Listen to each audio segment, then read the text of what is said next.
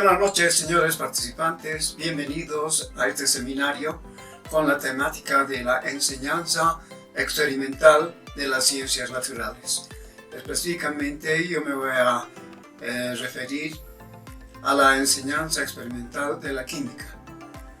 Vamos a considerar esta temática de un análisis trascendental, ya que la enseñanza de las ciencias naturales necesariamente debe ser dual, es decir, la parte teórica y la parte experimental, complementándose mutuamente. Por eso es que resulta importante compartir experiencias referente a la enseñanza experimental de las ciencias naturales. Por ello quiero agradecer la invitación que se me ha hecho para poder exponer una secuencia experimental de un tema y analizar respecto a ello las etapas fundamentales de una práctica experimental. Vamos entonces a iniciar este proceso de análisis de una práctica experimental viendo las etapas fundamentales, como les decía, que tiene. Vamos a entonces irnos a la pizarra, donde visualizaremos esas etapas fundamentales. En la primera etapa, que lo vamos a denominar clase previa, hacemos la revisión de conceptos, todos los conceptos relacionados con el experimento que se va a realizar, y al mismo tiempo creamos la motivación respectiva para que se haga más interesante la práctica. Seguidamente ya continuamos con el trabajo en el laboratorio mismo, donde tenemos el trabajo de la distribución de los materiales, los reactivos y el seguimiento de la práctica, es decir, tenemos que mostrar la manera como tienen que armar un sistema o el procedimiento que tienen que realizar para que no haya errores en la realización de la práctica. Luego tenemos la etapa del informe, donde hacemos una revisión del informe, que siempre debe ser individual. Cada estudiante tiene diferente grado de creatividad, diferente manera de poder presentar su trabajo, y por ello no es conveniente informes grupales. ¿Cuáles son las características de estas etapas? En la clase previa, ya hacemos una primera interacción del estudiante con la práctica. Lo vamos a relacionar, vamos ya a inducirle términos y conceptos que se van a utilizar en la práctica. Luego nos vamos en el trabajo en laboratorio, donde tendremos la segunda interacción. Ya nuevamente va a poder enfocar el experimento relacionándose con la información que ha recibido en la primera instancia. Finalmente tenemos la tercera interacción del estudiante con los conceptos, con todo la teoría que se le ha dado en la primera parte y complementado ya con la parte experimental. Veamos entonces que esto es muy importante recalcarlo, la manera como relacionamos al estudiante en las diversas etapas de ese proceso experimental.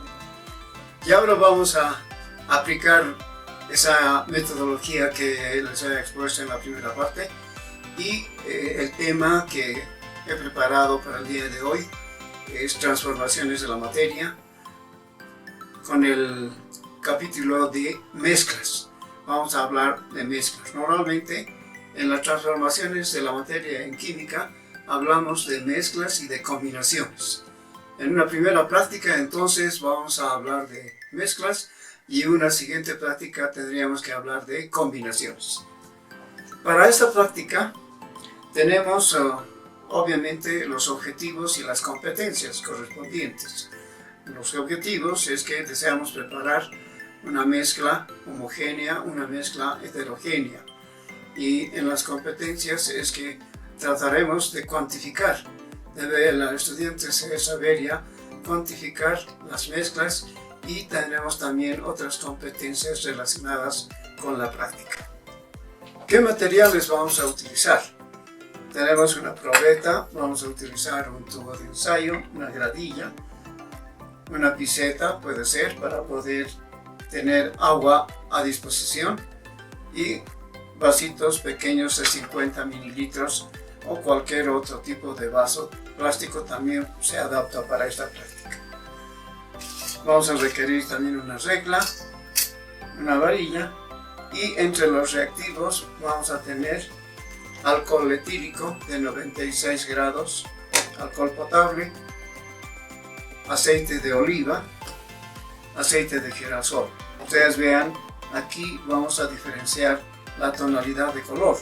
El aceite de oliva tiene un color amarillo mucho más intenso, como ustedes pueden visualizar, y el aceite de girasol es de un color amarillo pálido. Los colorantes es para poder distinguir, diferenciar las mezclas. Usamos colorantes vegetales, usado también en repostería, que se adapta para esta práctica. Se lo puede conseguir en las farmacias a un costo relativamente módico. El sobre antes estaba en 50 centavos y ahora, como todas las cosas están subiendo, es posible que ya esté en un boliviano. Bien, ahora sí, vamos a empezar a preparar los componentes de una mezcla heterogénea. Vamos a preparar en primer lugar agua, una cierta cantidad de agua. Podemos tener alrededor de 20 mililitros, mejor dicho 10 mililitros, y le vamos a dar el color verde.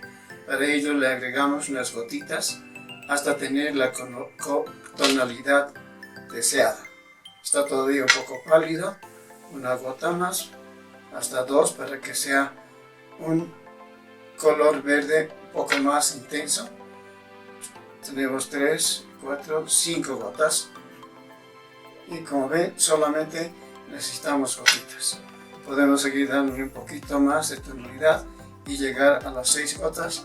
Ya tenemos un color verde mucho más. Tenemos el 7 y el 8 gotas, con lo que ya es suficiente para tener un verde un poco más intenso.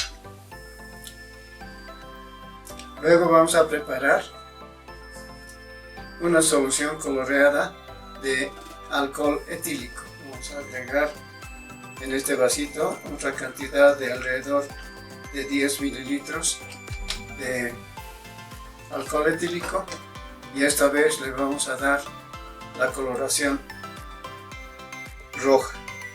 El rojo punzó es más fácil de obtener, como ven, una gota ya es suficiente parece. Ya tenemos la segunda gota, que ya es más que suficiente, pero tenemos otra gota que está pendiente y ya tenemos el color rojo. Y ahora sí, tenemos 3 sustancias líquidas que vamos a hacer interactuar inicialmente en esta probeta. Vamos a medir estas soluciones con una probeta graduada, de tal manera que vamos a registrar esos datos del volumen que vamos a utilizar en la preparación de las mezclas. Vamos a agregar en primer lugar la solución acuosa, que sea 5 mililitros. Ustedes pueden ver ahí, tenemos 5 mililitros. Entonces vamos registrando como dato 5 mililitros de agua. Y ahora vamos a agregarle 5 mililitros de aceite. Aquí. Comenzaremos con el aceite de oliva y luego vamos a hacer el tubo de ensayo con el aceite de girasol. Y vamos a ver la diferencia. Que sea también 5 mililitros. 5 mililitros de aceite. Ahí están los 5 mililitros de aceite de oliva Y finalmente el alcohol potable o alcohol etílico, que también para nuestra comodidad sea otros 5 mililitros. Vamos haciendo resbalar cuidadosamente por las paredes de la probeta y que sean los 5 mililitros de alcohol. Tenemos ahí, ahí tenemos los 5 mililitros. Bien, entonces vean ustedes, este es una mezcla heterogénea que tiene 3 componentes y la idea ahora es de tratar de cuantificarlo de alguna manera. Hemos utilizado la unidad de mililitros, una unidad muy usada en química para medir los volúmenes. Mililitros. 5 mililitros de agua, 5 mililitros de aceite y también 5 mililitros de alcohol. Lo llamamos ahora, a este le vamos a poner el nombre de mezcla patriótica porque está representando los colores de nuestra bandera: rojo, amarillo y verde. Vamos a hacer el mismo procedimiento ahora. Vamos a asumir que no tenemos una probeta y lo vamos a hacer en un tubo de ensayo. Entonces, primeramente el agua es el agua coloreada. Agregamos una cierta cantidad que sea esa cantidad de agua. Luego, aquí para que ustedes vean la diferencia, vamos a agregar el aceite de girasol, el aceite comestible, el más utilizado por su costo económico en la cocina.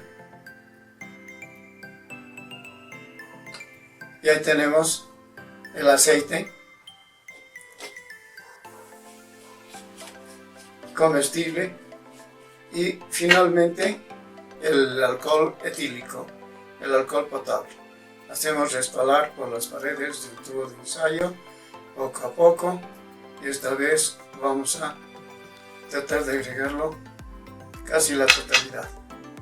Bien, entonces nuevamente aquí tenemos los colores de nuestra bandera, pero no se visualiza mucho el color amarillo. En cambio, con el aceite de oliva sí se visualiza perfectamente. Ahí está la diferencia.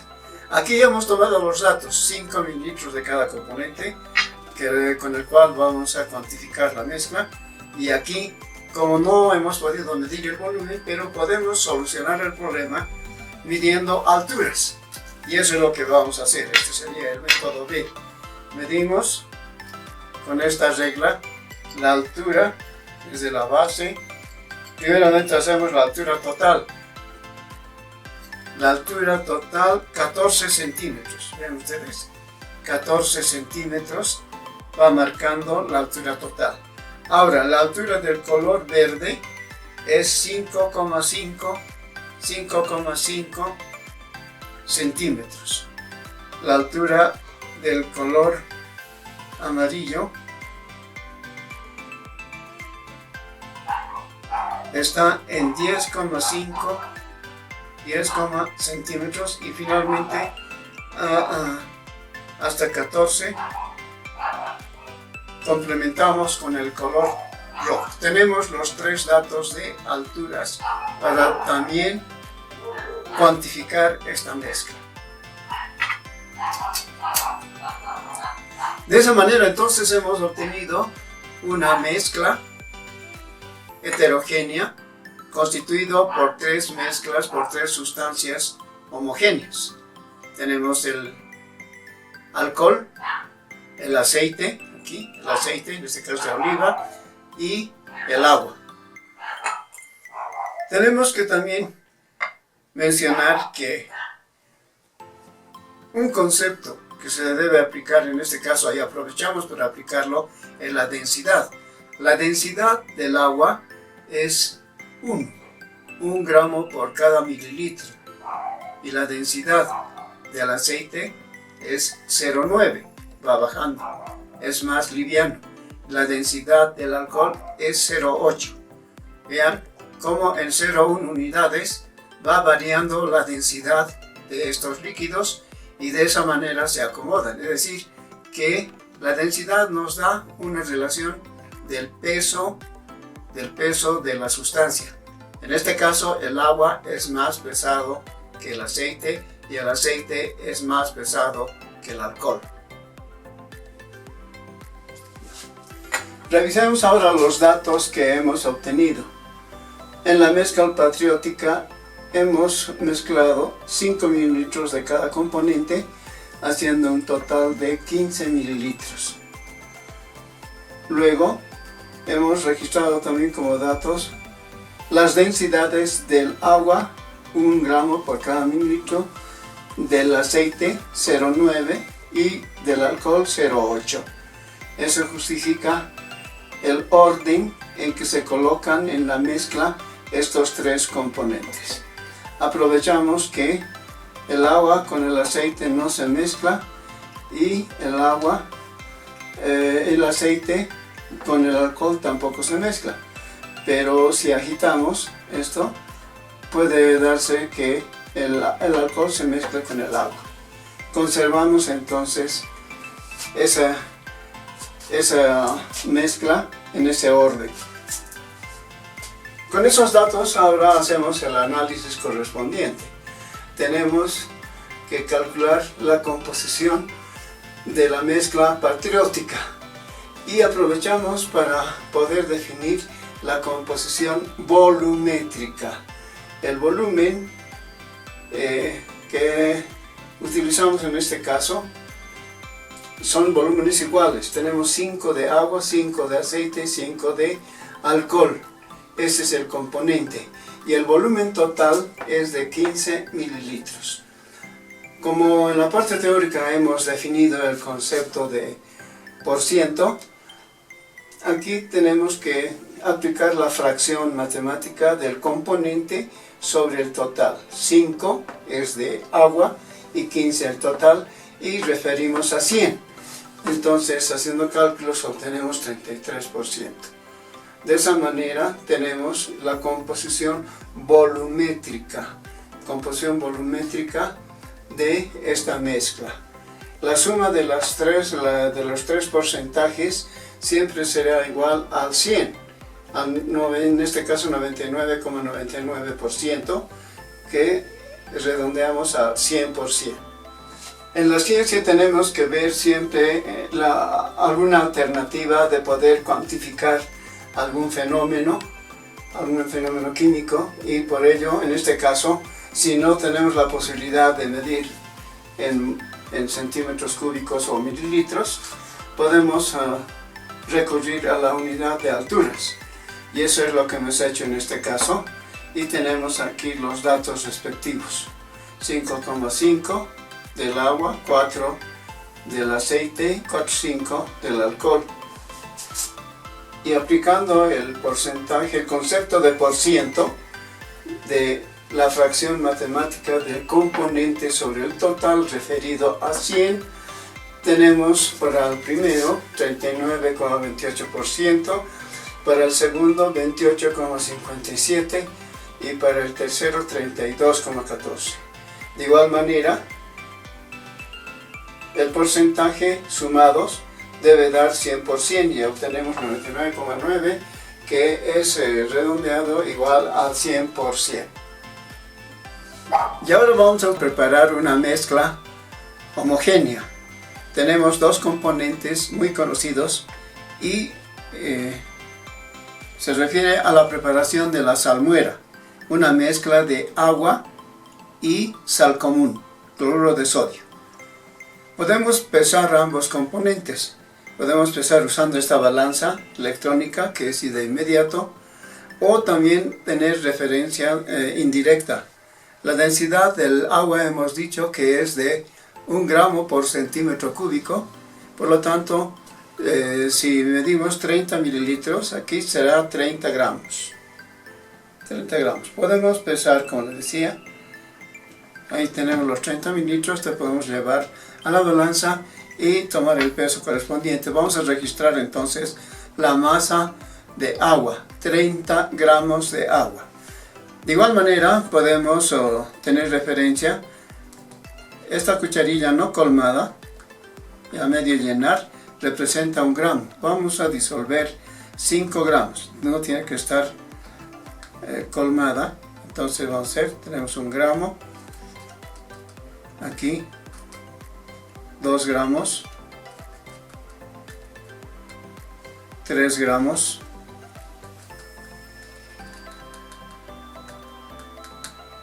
4 gramos y finalmente medimos esto, 5 gramos. Los 5 gramos vamos ahora, si se solubilizan inicialmente, ustedes ven que la sal está en la parte inferior, forma una fase sólida y tenemos la fase acuosa en la parte superior. Vamos ahora a recurrir a la varilla para poder lograr que toda la sal que hemos agregado se logre disolver y de esa manera también obtener una mezcla homogénea. Una mezcla homogénea, en esta caso que estaría constituido por una sola fase. Y recordemos que una fase es un sistema de propiedades físicas y químicas uniformes. O sea, todo tiene que ser igual y en este caso la sal sólida tiene que desaparecer. Ya tenemos entonces esta mezcla conocida como salmuera. La salmuera es una mezcla de sal común y agua.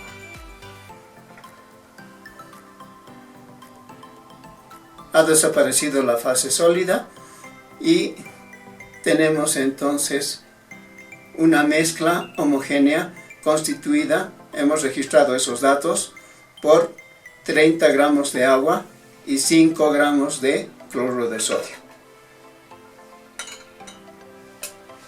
Hemos concluido de esa manera la parte experimental.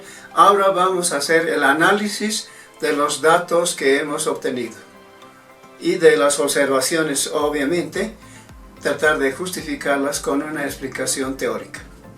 Y ahora vamos a hacer la composición másica de la salmuera con los datos que hemos podido obtener. Hemos mezclado 5 gramos de sal común con 30 gramos de agua. La masa total es de 35 gramos que obtenemos sumando las dos masas. En el cálculo del porcentaje nuevamente aplicamos la fracción matemática del componente sobre el total referido a 100.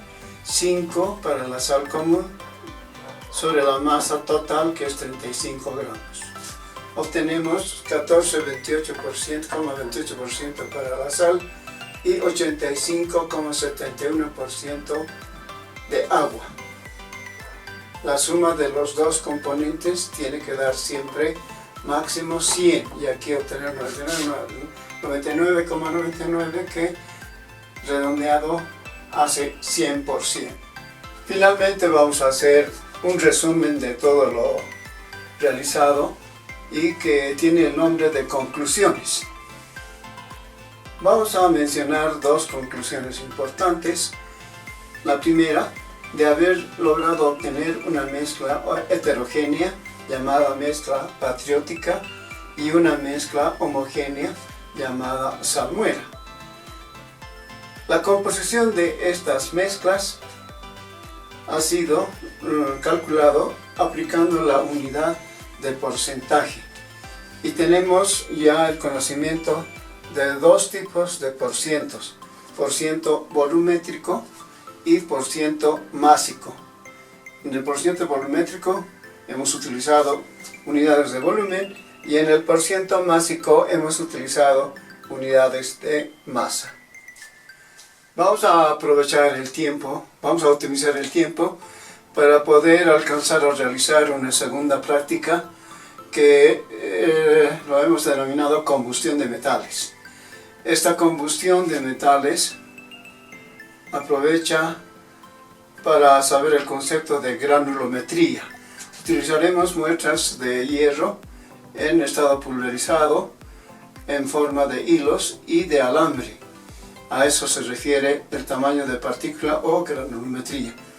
También aprovecharemos para poder obtener un hidróxido a partir de la poca solubilidad del óxido de magnesio que obtendremos mediante la combustión de una cinta de magnesio. Teniendo un hidróxido, entonces estamos en la posibilidad de realizar también una reacción de neutralización. Esos van a ser los objetivos iniciales de esta práctica de combustión de metales. Vamos a iniciar esta práctica de combustión de los metales. Es una práctica interesante porque siempre el fuego, la explosión, las chispas, etc., llaman la atención poderosamente por parte de los estudiantes. Por eso es que es una práctica bastante interesante para realizar con los estudiantes. ¿Qué vamos a utilizar? Vamos a requerir una cápsula, en este caso puede ser de porcelana, pero una cápsula de arcilla sustituye eficientemente a la cápsula de porcelana. Trozos de algodón lo vamos a utilizar como combustible, también el alcohol etílico, y como reactivo trozo de virulana. La virulana es un reactivo muy utilizado en laboratorio. Se puede realizar varias experiencias con virulana que representa el hierro metálico. Bien, comenzaremos entonces esta práctica de combustión de metales. Vamos a verter un poco de alcohol etílico en la cápsula para generar fuego. El algodón va a ser un soporte que va a favorecer la formación de la llama. Iniciamos la combustión y verificamos que evidentemente se desarrolla un proceso de combustión. Vamos a utilizar también una pequeña pinza para poder manipular el hierro y así tenemos mayor seguridad y evitar quemaduras. Vamos a comenzar viendo la combustión del hierro en hierro pulverizado. ¿Cómo obtenemos un hierro pulverizado? Estrujando este trozo de virulana. Ven ustedes, voy a estrujar y así hago caer sobre la llama del alcohol, y ustedes pueden visualizar cómo se va formando una especie de lluvia de fuego. Se impregna en la mano y podemos dejar caer sobre esta llama, y así vamos obteniendo una lluvia de fuego. Tenemos acá que podemos obtener un poco más estrujando este trozo de virulana, y debido a esa cualidad es que es muy utilizado en los fuegos pirotécnicos el hierro pulverizado. Todo lo que ha caído aquí podemos espolvorear y visualizamos esas chispitas características que lo vemos en la noche de San Juan con las famosas estrellitas que son a base de hierro pulverizado. Entonces esa es una forma de combustión del hierro finamente pulverizado y que tiene sus características respectivas. Ahora vamos a visualizar la combustión del hierro en hilos. Son hilos de hierro, para eso utilizo esta pincita y solamente es iniciar, es como darle un empuje, iniciar la combustión.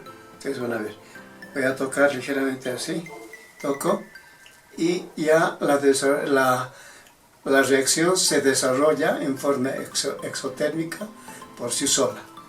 Interactuamos mayormente con el oxígeno para que se avive la llama. Se va avivando y se forma un producto que es el óxido ferroso férrico negruzco. Ese es el color de ese óxido salino de hierro, óxido ferroso férrico. De la misma manera, si tenemos una muestra de hierro de mayor tamaño, como por ejemplo esta pinza es de hierro, si colocamos al fuego no sucede absolutamente nada perceptible. No hay esa vistosidad inicial que hemos visto con los hilos y con el hierro pulverizado. Lo más que se puede obtener es una incandescencia, manteniendo constantemente el fuego, mejor dicho, la muestra de hierro sobre el fuego. Pero no hay esa vistosidad, y por eso decimos que la granulometría es un factor importante en la combustión de los metales. Vamos a ingresar a la etapa de análisis para completar la elaboración del informe en borrador. En la combustión del hierro tenemos, según su granulometría, en estado pulverizado, donde se observa una especie de lluvia de fuego, una combustión aprovechada en los fuegos pirotécnicos, muy característico y bastante vistoso. Y cuando está en forma de hilos, se produce solamente una incandescencia. En estos fenómenos se alcanza temperaturas que están alrededor de los 1000 grados centígrados. Son temperaturas altas que se generan en estas reacciones exotérmicas. Planteamos las ecuaciones correspondientes. La ecuación del hierro con el oxígeno del aire forma el óxido ferroso férrico, o también llamado óxido salino de hierro, que es un compuesto pardo negruzco. De esa manera identificamos ese óxido que se forma con el oxígeno del aire. Si hiciéramos la reacción con oxígeno puro, proveniente, por decir, de un cilindro de hierro, contenido en un cilindro de hierro, o generado de alguna otra manera, obtendremos el óxido férrico, que se caracteriza o se identifica fácilmente por su color bastante rojizo. Esas son entonces las características de la combustión del hierro. Y ahora vamos a ver la combustión del magnesio. El magnesio también es muy utilizado en los juegos pirotécnicos y se presenta en forma pulverizada, como ven aquí, y también tenemos cinta de magnesio, que son los más utilizados. No siempre es fácil de conseguir este elemento, pero la cinta de magnesio sí es más fácil de poder obtenerlo. Vamos a utilizar solamente un trocito pequeño para poder observar la combustión bastante vistosa del magnesio. Para poder resistir un aumento de temperatura, vamos a utilizar este trozo de papel a forma de aislante y soportar el calor que se va a generar. Entonces tenemos que esperar unos minutos hasta que se inicie la combustión. No es instantáneo como en el caso del hierro. Aquí sí tenemos que esperar unos minutos para lograr el inicio de la combustión. Y de igual manera, ahí vemos, así ya se ha iniciado una luz blanca, intermitente, mejor dicho, bastante vistosa, fuerte, con emisión de rayos ultravioleta. Sabemos que ese tipo de luz lastima la vista y tenemos que utilizar lentes de protección. Vamos ahora este óxido de magnesio a aprovechar de su poca solubilidad, tratar de disolverlo en una cantidad de agua. Vamos a sumergirlo totalmente aquí en el tubo de ensayo y le agregamos un poco de agua, suficiente cantidad para que se solubilice. Se va a solubilizar, y para aprovechar mejor la solubilidad vamos a recurrir al calentamiento. Un calentamiento siempre favorece la solubilidad de una sustancia, y en este caso del óxido de magnesio. Ya tenemos bastante caliente la solución y ahora vamos a verter. Hacemos la combustión y vamos a transferir esta solución a otro tubito de ensayo para hacer la prueba correspondiente.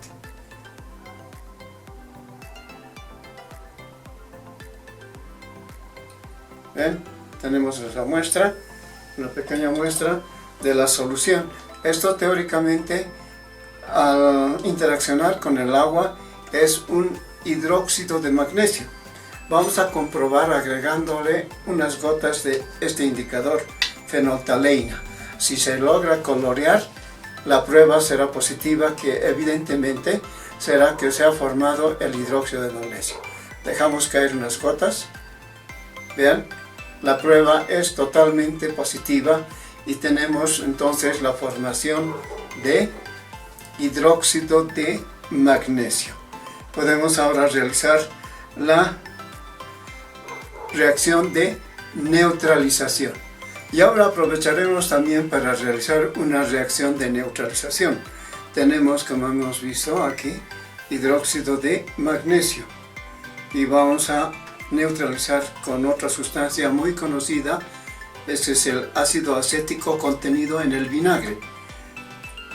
Vamos a entonces hacer interactuar ácido acético, un ácido con una base, y de acuerdo a la teoría tiene que formarse una sal. Entonces vamos a requerir un poquito de esta muestra de vinagre el toscano. Esa cantidad va a ser más que suficiente para poder lograr la neutralización del hidróxido de magnesio, un ácido y una base. La neutralización será contundente cuando desaparezca esa coloración lila. Vamos agregando el ácido acético contenido en el vinagre. Ya a una pequeña cantidad se logra neutralizar, desaparece totalmente. De esa manera entonces hemos concluido esta práctica de combustión de metales. Vamos a pasar ahora a la etapa de análisis.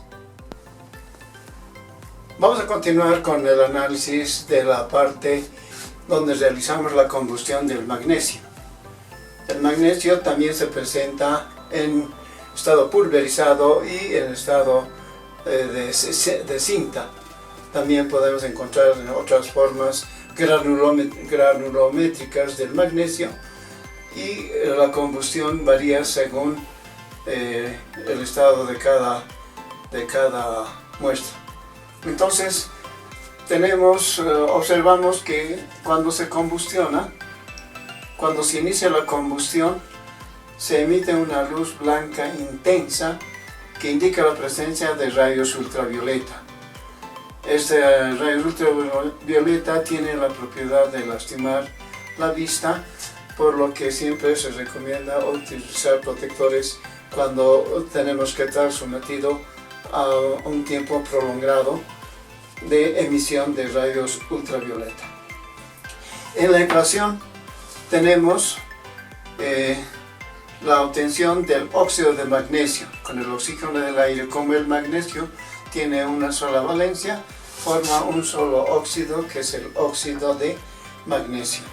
Este óxido de magnesio es ligeramente soluble y hemos aprovechado para disolverlo para obtener hidróxido de magnesio.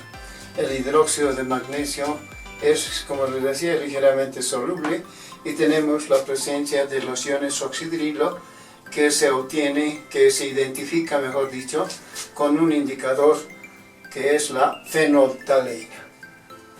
Finalmente vamos a aprovechar para plantear una reacción de neutralización.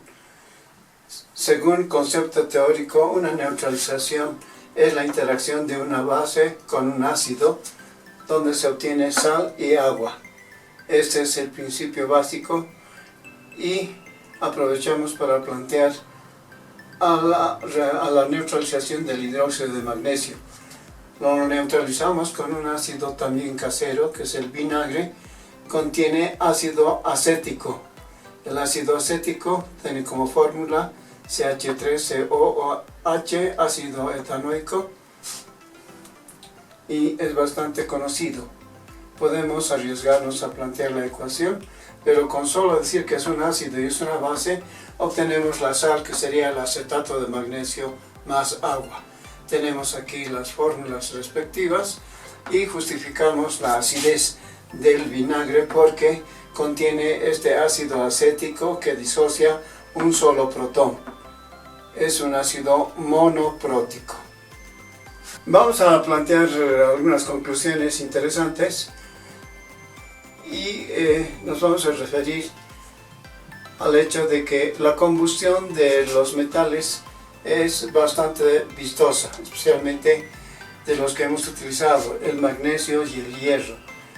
Y debido a esa vistosidad se aplica en los fuegos pirotécnicos. La combustión de los metales forma óxidos, llamados también óxidos metálicos o óxidos básicos. Llamados así óxidos básicos porque muchos tienen la tendencia a formar hidróxidos, especialmente los óxidos solubles o poco solubles. Estos hidróxidos pueden ser neutralizados, como en el caso que hemos realizado, usando vinagre que contiene el famoso ácido acético.